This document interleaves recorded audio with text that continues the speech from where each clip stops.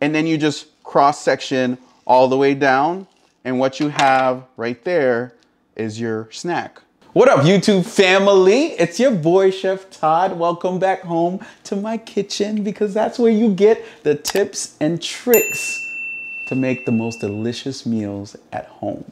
All right? So today, this is what I'm gonna do for you, right? I'm gonna get you acquainted with my favorite fruit, okay? They sell it at the supermarket, and depending on where you are, you don't get the best types, okay? So I'm gonna teach you how to pick the right ones from the supermarket, prep it, snack on it, or use it in a recipe. All right, that's what we're gonna do today. I'm gonna teach you about my favorite fruit, and you're gonna enjoy it every time after this. All right, let's do that. That's next.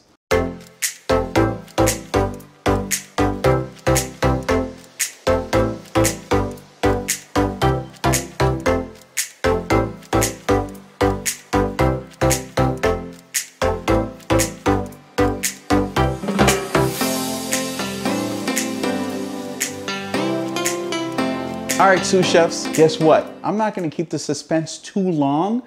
I'm gonna introduce you to my most favorite delicious fruit, okay? I'm gonna do it in 5, 4, 3, 2, boom, boom. Mangoes are the most delicious fruits on the planet.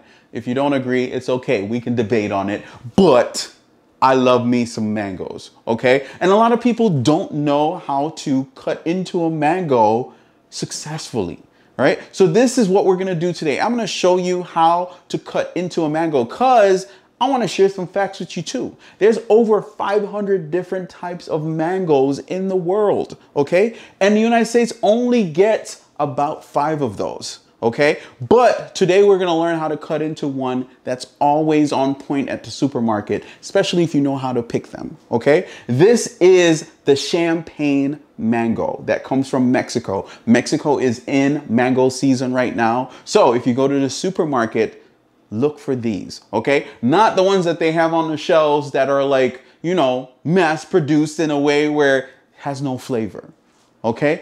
Champagne mangoes are delicious, especially when they're at peak ripeness. Oh my God, they smell. That's a part of the way to recognize if your mango is really delicious. It has to smell amazing.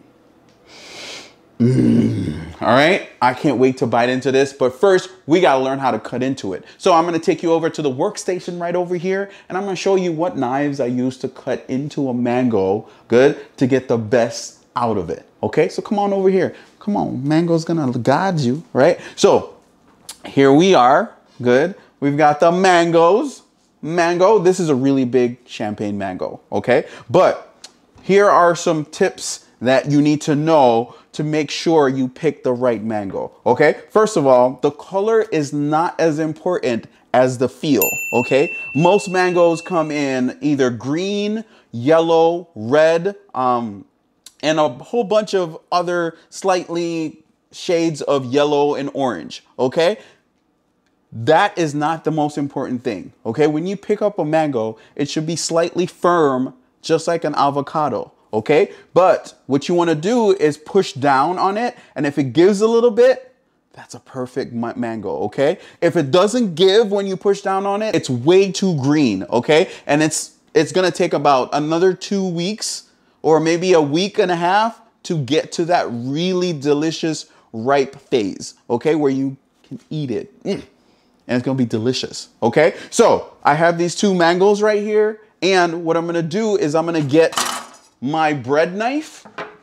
And the reason why I'm using my bread knife, because it has a serrated edge, right? And it has a really thin blade, okay? You can also use your boning knife, but if it doesn't have a serrated edge, it won't cut in past the skin, okay? Depending on the mango you have, you wanna use a serrated knife to cut into the mango, okay? You can use any knife you want, but I find it a lot easier to use a serrated edge. So I'm using my bread knife, okay? So you have your mango, your standard mango right here.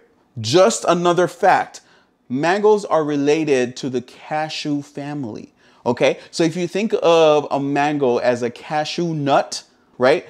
Then if you hold a cashew right up, good, then the seed of the cashew is in the middle of the mango, right? Here's the stem, right? And here's the bottom of the mango, okay? So what you want to do is hold it in a length form, good? And you also want to put it down when you're cutting it, good? So you put it down, you use the claw, right? And what you're going to do, the seed is in the middle. So if you start cutting and it hits the seed, then you know you're too far into it. So what I'm going to do is hold it down and cut down the length of the mango, and then there you go. That's how you cut into a mango. And that's beautiful, right? So that really, really dark yellow color right there, that's the sweetest part of the mango. Good. Around the edges, you can tell, still have some time for ripening. Good. But this mango is still ripe enough to eat. It might not be as sweet as it can be, but right now it's really good. Okay, same thing, you turn it over, good, and I'm gonna turn it over and put it on the side that I already cut, good, and I'm gonna hold it and do the same thing, right? I'm gonna start from the top, right here, right? Make sure it doesn't slide. That's why I'm using the serrated edge. I hold it together, and then I just go down, good, hold it, and then just cut right through it. There we go, good. So that's how you cut into a mango, and you have the seed right here, along with two sides of perfectly cut mango. Now, if you want to snack into it just from the skin, I'm gonna put that on the knife right there. What you gotta do is you get your paring knife, Tiny Tim, right? And what you're gonna do is make some squares, all right? Some lines down the middle, right? If you want some big cubes, you make some big lines, right? And then you just cross section all the way down. And what you have right there is your snack. That you can just take the mango pieces off just like that, right? And eat it. That's delicious. Okay? So that's how you would cut into a mango, right? Now what's left with the seed, all you do is take your paring knife and you just go around it, right? Go all the way around it. Take that skin off. All right. Most mango skins are not edible. There's only one mango skin that you can eat the skin, and that's called the green gauge mango, right? So it looks green, but it's also ripe. That's why they call it green gauge, okay? The skin of it is completely green, but it's still ripe to the feel, okay? And you can also smell it. All the tests that you do when picking up a mango to buy it, you do the same thing when picking it off the tree, right? You can tell, you can feel it, you can smell it, and that's how you know it's delicious, okay? So you just took off the outer skin off the seed of the mango. You can go ahead and bite into this thing because guess what? It's a fruit, right? And if you want to snack on it, you've already eaten the two sides of it. All you got to do is bite into it. And that's it. That's how you cut into a mango. Good. And you can even cut the sides off, and I'm going to show you how to do that. So I ate one side, and if you want to cut more off the mango, all you do is go by the side of the seed. Okay. So you can see the seed right there. Good.